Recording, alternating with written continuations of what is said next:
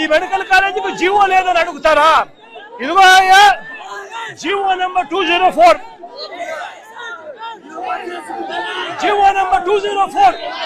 మరి జీవో లేదు అని చెప్పినందుకు స్పీకర్ పదవిలో నువ్వు ఉండి అబద్ధాలు చెప్పినందుకు నీ పదవికి నువ్వు అర్హుడు వేరా అని చెప్పి ఆలోచన చేసుకోమని చెప్పి చెప్తా ఉన్నా ఇదే స్పీకర్ కు. ఆయన 204 ఇలాంటి పేపర్ చూపెట్టారు, అది స్టేట్ జీవో.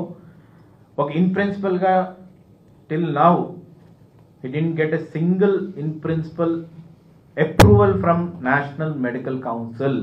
దారుణంగా మాట్లాడుతున్నారు, ఎంత దారుణంగా వ్యవహరిస్తున్నారు అనేది ఈ రోజు నేను సవాల్ చేస్తూ అడుగుతుంది. అంటే ఒకటే క్వశ్చన్ ఏంటంటే, ఈ రోజు వేమిరెడ్డి ప్రభాకర్ రెడ్డి గారు ఏదైతే క్వశ్చన్ అడిగారు అక్కడ పార్లమెంట్లోని, దాంట్లోని క్లియర్గా the ministry of health and family welfare administrators and centrally sponsored scheme CSS for establishment of new medical college attached with existing district referral hospitals. So yanni clear matter cheppi, as informed by National Medical Commission NMC, as informed by National Medical Commission NMC, 13 medical colleges, 10 government and 3 private of Andhra Pradesh applied to NMC for letters of permissions LOP in the last 5 years.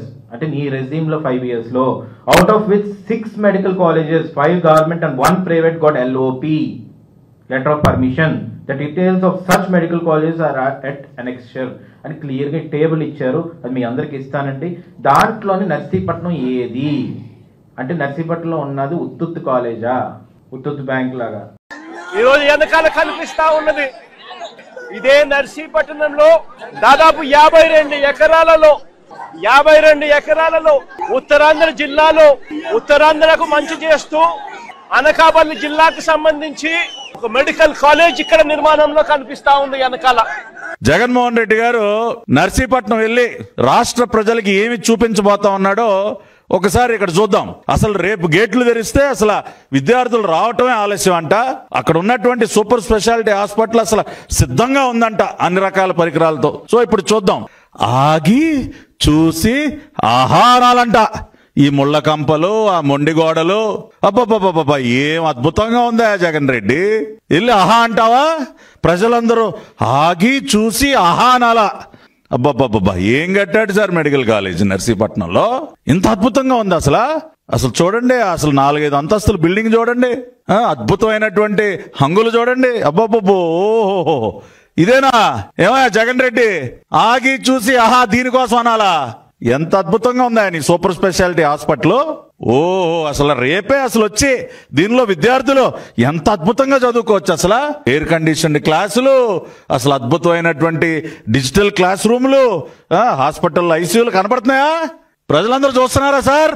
Jaganmohan Reddy గారు నర్సీపట్నంలో నిర్మించినటువంటి అద్భుతమైనటువంటి medical college sir, attached with super speciality hospital. ఎంత అద్భుతంగా ఉంది. అబ్బబ్బబ్బా, పాపం అందరూ కూడా ఆగి చూసి ఆహా అనాలి. ఏమా జగన్ రెడ్డి, ఆహా ఓహో అనుకుంటా ఆ ముళ్ళకంపల్లో గెంతులేస్తావా నువ్వు? ఇదేనా నువ్వు కట్టినటువంటి కాలేజు? చూస్తున్నావు తుప్పలు, పిచ్చి మొక్కలు, చెట్లన్నీ పెరిగిపోయి ఆగిపోయినటువంటి ఆ నిర్మాణాలు. 500 కోట్ల రూపాయల అంచనాకి 11 కోట్లు కదా నువ్వు ఖర్చు పెట్టిన, అందుకనే ఇంత అద్భుతంగా. పేటీఎం కుక్కలు మరుగుతా ఉంటాయి, పెట్టండి వీడియోలు, మీకు దమ్ముంటే పెట్టండి. ఆ దిక్కుమాలిన ఆ పకోడీ పేపర్ ని, ఆ దిక్కుమాలిన బురద ఛానల్కి చెప్తా ఉన్నా, ఇదిగో ఈ అద్భుతమైనటువంటి నిర్మాణాలని ప్రజలకి చూపించడానికి నర్సీపట్నం ఎగేసుకుంటూ వెళ్తా ఉన్నాడు జగన్మోహన్ రెడ్డి. దానికోసం చూపించండి, ఈ వీడియోలో వేసి చూపించండి. చంద్రబాబు నాయుడు గారి ప్రభుత్వం ఏదో అన్యాయం చేసేస్తుందంట. ఆగిపోయినటువంటి భవనాలు, నిర్మాణాలకి నోచుకోనటువంటి భవనాలు, వీటన్నిటినీ పూర్తి చేసి ఉత్తరాంధ్ర ప్రాంతంలో మంచి మెడికల్ కాలేజీలు అన్నింటినీ కూడా ఉపయోగంలోకి తీసుకొచ్చి సూపర్ స్పెషాలిటీ హాస్పిటల్ అన్ని నిర్మించి అవన్నీ అక్కడ ప్రజలకు ఉపయోగపడే విధంగా ప్రణాళికలు సిద్ధం చేసి ముందుకు వెళ్తా ఉంటే విషం కక్కుతారా? ఈ ఆగిపోయిన బిల్డింగుల్లో రేపు వచ్చి పేషెంట్లు ట్రీట్మెంట్ చేయించుకుంటారా? దీనికోసం సంబరాలు చేసుకోవాలా? నువ్వు ఆహా ఓహో అంట గెంతులేస్తావు వెళ్ళి.